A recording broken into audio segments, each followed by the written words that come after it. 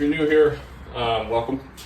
If you've been around and seen the shenanigans that has gone on with this truck and in this garage over the last 6 years, I'm glad you're still here. So a little bit about the truck. I bought the truck in 2013. It was my daily driver. There's always been something about an extended cab short bed 88 to 98 Chevy that I have loved since I was a kid. I love regular cab short beds. I love regular cab long beds. I love crew cabs, whatever. This one, this is what I knew I was going to have one day, and this is what I wanted. You might like it, you might not, whatever. It's not your truck. I probably don't like your car either. Nah, I'm kidding, it's cool, but you should finish it. Yeah, so I wrecked it in July of last year, 2024. And when I wrecked it, I had 33 1550 Swampers on it. No, they big old woolly boogers stuck out about that far. I wasn't paying attention. I was being dumb. About 65 mile an hour, come out of an S-curve on a 2-lane blacktop. Luckily, there was nobody around. Nobody behind me, nobody in front of me. Nobody got hurt. I was okay. Somehow didn't set off the airbag, which is wild. Anyway, come out of an S-curve, caught the end of the guardrail with this right front tire. Literally about 4 inches of the tire caught the guardrail. And when that happened, it ripped the wheel and tire into the door. The guardrail caught the door, shoved the door back and up, bent the A-pillar, bent the rocker, drove it all the way down the side, hit the bed. Then the back tire caught, ripped the back axle out from underneath the truck. Drive shaft at some point came out of the T-case, out of the slip yoke. The slip yoke came out and smacked my crossover for the exhaust, shoved the exhaust forward on the passenger side so bad it broke the collector tubes off of, I guess, the manifold plate, if you want to call it, that bolts to the cylinder head. The truck is a junkyard 6-liter. It is a factory NV 4500 5-speed, factory 14-volt. Those were the two must-haves for an 88 to 98. I will not deal with a 4L60, and I just won't deal with a 350 TBI or a Vortec. Nothing against them. I've just never had good luck with them, but I had good luck with 99 to 06 drivetrains. So that's what I got. Unknown mileage on the motor, no idea. Stuck a cam in it about 5 years ago, and it's just hung off the rev limiter ever since. So it's not fast, it's not quick, but I'll tell you, there's nothing more fun than a car that's faster than it should have ever been. And it's fun until you find a guardrail. Anyway, so yeah, this has been a 6-month long process of getting this thing back to the way I want it to be. It did bend the frame whenever I hit it. I'll clip a picture in. Horseshoed it right in the center. And of course, we did some hack fab bullshit on that too, and we got it straightened out, and I'll tag that as well. So yeah, but I mean, the door shuts good.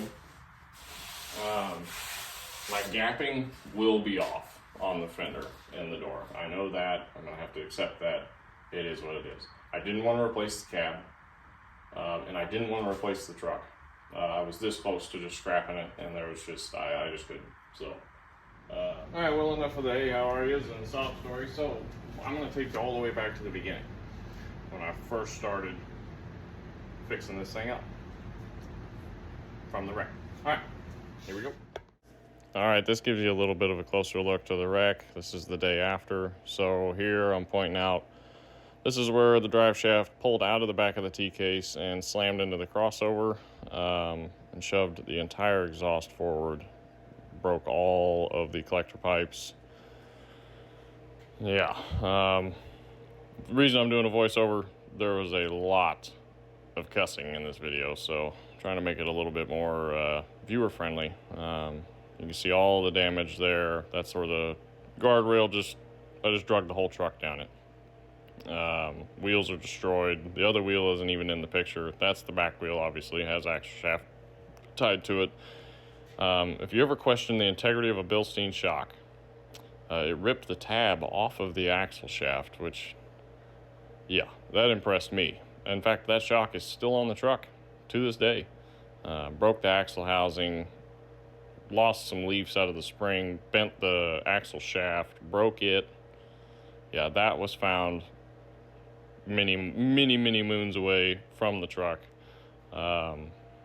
Here, this was the damage. I don't know how. It didn't break a tie rod, didn't blow a hub apart. It broke the knuckle. Didn't break the knuckle, it bent the knuckle. Pardon Goose. He's silly. Yeah. Bent the upper control arm. Replaced all that with junkyard parts. Here I am just emphasizing how incredibly fascinated I am that it did not break any other part. I don't know how it didn't.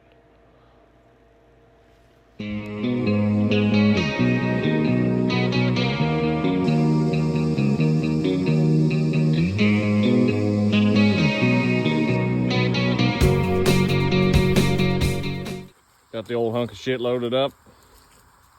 The old Duraturd fucking hauling her in. Hopefully I don't cover the front of this motherfucker in coolant getting it there. But we're gonna head to the shop tomorrow, button a few things up, see if we can't get her straightened back out.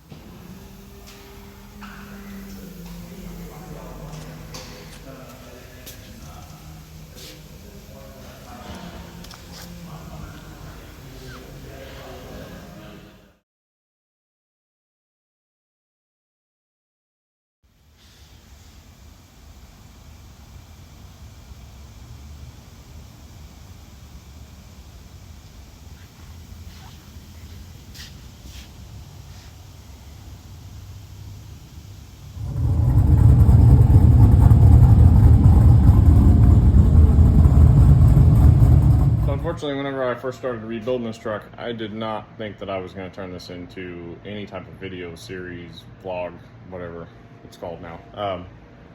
And so there's a lot of things that I didn't film. Multiple junkyard trips to get the rear end, leaf spring. All that would have been actually pretty entertaining because it was 100 degrees and I did it by myself. So to get the hood out, or to get the rear end out of the truck from the junkyard, I actually took the hood off of the truck at the junkyard, slid it underneath the truck, and I just let the rear end fall right on the hood, and then I drug it out like it was a sled. 110 degree heat. I earned that one, but luckily that was only 125 bucks for a 14 bolt. That's pretty good. So obviously skipped some steps. So basically with the bed on the truck, it is running and driving. It is aligned. The alignment came out good. And then what you just saw of it being straightened, it held. And that was in August that I did that. There's that plate. It held. The truck's still straight. So it may be jank, but you saw the name of the channel, didn't you? But you're pretty well caught up on what it took to get the truck back on the road, to get it running and driving. That lasted for about a week and a half. I wanted to do the Dale Earnhardt wreck tribute to this door and this fender only. I thought it was cool, had fun with it, but I just couldn't take it anymore. So I started cutting, started hammering, started beating, and that's what this next part's going to be. So there's not much context to the next clip, but basically with this being pushed in, I welded a little plate there, and I took a slide hammer and just tried to bring that metal back out before I cut the cat corner out of it. And there's not much commentary to the metal plate, to the metal replacement. But you get it.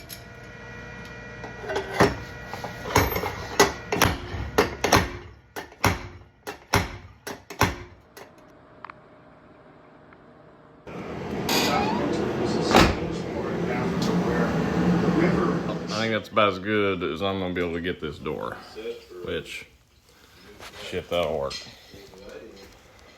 The gap's still not perfect, but is the rest of the truck? Fuck no. You know how I did it? I backed the trailer in, wedged it, winch, strap around the hinge, burp, burp, burp. Watched it fucking pulled back out. She ain't perfect, but fuck it. Door opens and closes. And at least they're not wedged together. Getting some skimming done. Basically, that's where you take and put a whole thin layer of body filler over the entire panel. Let me branch out here. So here what I've done is I've kind of sanded it down to where I know it's about as flat as I can get it with a DA. And then I take and I spray guide coat over it, which my guide coat is just an old can of paint that I had laying around. Basically, you just kind of want to put just kind of a thin layer over it. And that way, whenever you come back and you sand it, you're going to want to use a block.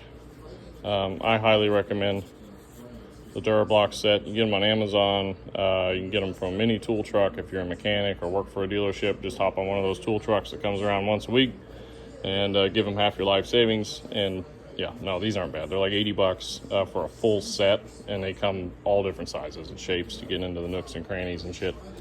Anyway, yeah, you're just gonna put it flat. And I like to do kind of an X pattern, back and forth, and then you go straight up and down. And then you kind of go side to side. You don't want to do any one distinct pattern all the time, because no matter what, even the X pattern will put crosshairs in your body filler and in your metal that you won't see until you get some primer or some paint on there, and then you have to go back over and do it again. So yeah, after doing this for a couple minutes, you can see I've got a low spot here, got a low spot here, here, here, and here. Anywhere that there's still that black speckle is a low spot. So now a lot of times, so like these here, I'll keep sanding because I know there's still a decent amount of filler around these smaller ones here. This one here, you can see the discoloration between the Bondo that has been sanded and the Bondo that has not. So that tells me I probably need to skim over that area and this area here a little bit more, especially because this here is a definite high spot with the bare metal. So, all right, day 473. So from what you can tell, looks the same. From the work I've put in, I'm about 4 hours worth of shit more ahead. Yeah, you can't tell. But we are stripping the hood. And when I say she's layered like an onion, so let's count. Let's see. When I first got the hood, I primed it. I painted it blue. I painted it white. I painted it white. I painted it white. I painted it gray. And then I cleared it. Yeah, this is the second time putting this aircraft paint stripper on it. Second coat. And let's see how well it goes. I don't know. We'll see. Thank God for this fucking thing, because I'd be high as a kite or past the fucking... All right, I'm sure you guys are tired of hearing from me. But you know how they tell you to use an epoxy primer or a good paint sealer or, I don't know, something equivalent? Well, because the metal underneath it can rust. There's your fucking proof. This was sprayed with shitty etching primer, Rust-Oleum, with like 6 layers of paint over it. And that is what the metal was doing underneath it. Now, yeah, it would have taken years for that to pop through, because this hood had no issues until I decided to just strip it. And we're just going to paint the whole thing. But yeah, that's real. There's your proof. You're probably wondering what is going on here. Well, this is my paint booth. I've still got, can't quite see it over there, I've still got to do the same type of masking all the way around. I'm going to mask off the whole garage so I don't have overspray all over everything. Got the hood down to bare metal. I still need to prime it, and then I'm going to flip it over, and then I'm going to scuff up the underneath side of it. Which luckily there, It doesn't have 47 layers of paint underneath the bottom side. I've never painted the underneath side of the hood. So yeah, this fender here, I don't really like the primer that's on it. This is out of a spray can. I'm sure it's probably alright, but I'm going to sand all of it completely back off and make it look like this one again. You may be wondering, why is this taking so long? Because I keep doing shit like that. I keep doing what I think is going to work, and then I doubt myself, and I revert back to this. But yeah, the new primer that we got is going to be, out of a gun. It's going to be a 2K epoxy bare metal ready primer. I don't know. I don't do this for a living. There's probably some auto body guys watching this like, you're a fucking idiot, but you would be right. So let's see what happens. Hey, so we got different progress.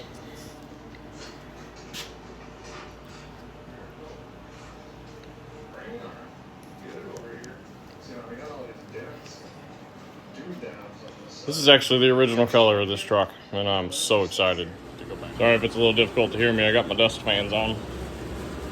My redneck setup, so I don't get all dusted out in here. But basically right now, I'm getting ready to primer this panel with some high build primer.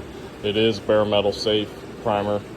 But right now, I'm just going over it with 400 grit to try to get most of the grainy scratches and shit out. The high build primer is to hide the graininess, but if I can help that, that's what we're going for.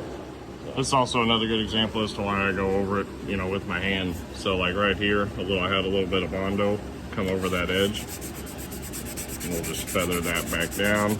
Then you'll notice there's like a little nick right there. Actually, I can't even catch that with my thumbnail, so probably just feather that in a little bit. Yeah, you can't even catch that, so yeah. And then especially here, I had some Bondo lap over onto the next panel, and it actually pulled a layer of primer off here. So we're gonna go back and touch that up as well. All right, we're back. So I went ahead and primed it. It turned out pretty good. I wet sanded it with 400, and I found a couple more imperfections that I didn't like. There was a few down here. Got those blended. Everything turned out good with that. And then that one little spot here that you just saw in that last clip, we got that feathered back down and got that fixed as well. So now we just sand and sand and sand and keep sanding. Anyway, put that down. I swear it's not sponsored. Durablock, get you a set. You ever been to the ocean? All the waves? Yeah, that's what the side of this truck will look like if you don't use a block. Because you are not going to have consistent pressure. I'm sure it's been done. It ain't going to be done by me. Probably not going to be done by you. It's that easy. I'm going to complain about that later. And that too. Sticky, sticky.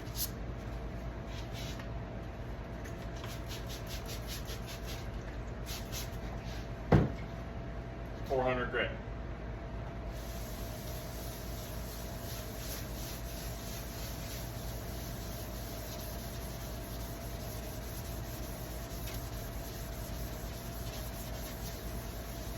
Remember that inconsistent pattern I talked about earlier?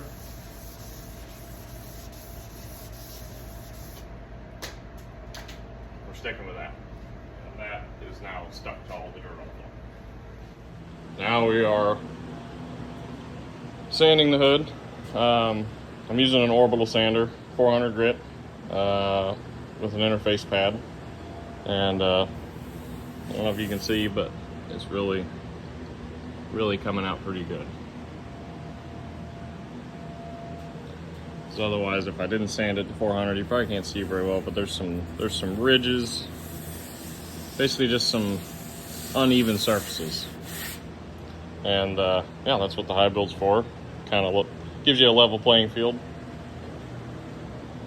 Sand it all down to 400, and then that'll really make that metallic and the blue pop. So, and we won't have sanding marks and see all the imperfections. So let's get to it. Alright. Those of you that might be curious, it is a Cornwell tool, part number CAT-3160 orbital palm sander. I love it. It's got a variable speed valve, whatever you're going to call it. Sweet. Go to Mock Jesus or nothing at all, whatever you want. Harbor Freight, Bayer, I don't know, 400 grit. It's cheap, it's like $5. Get on Amazon, whatever you want. I did convert this. This usually comes with a PSA or sticky back style pad. I got on Amazon and I wanted a hook and loop style pad so I could get a interface that would hold on a lot better and not tear up or wear out as fast. It came in like a pack of 6, so $20 for that. Don't know how much the pop sander was. I'm a mechanic for a living, so the Cornwell guy, he comes by once a week, and well, let's just say that truck he's driving, I've paid for it in the 12 years I've been turning wrenches. But anyway, Snap-on, Cornwell, whatever. I'm gonna get into that argument of it. I do love Snap-on. Snap-on wrenches, Snap-on ratchets, Snap-on sockets. As for everything else, Snap-on pliers. They got these 3 selectable bitchin' ass pliers. I love them. But as for this type of stuff, Cornwell's cheaper, and I like the Cornwell guy. He's cool. Whatever. Let's get at it. 400 grit, sand in the high build price. I'll go ahead and speed this up for you guys. It's not going to be very insane.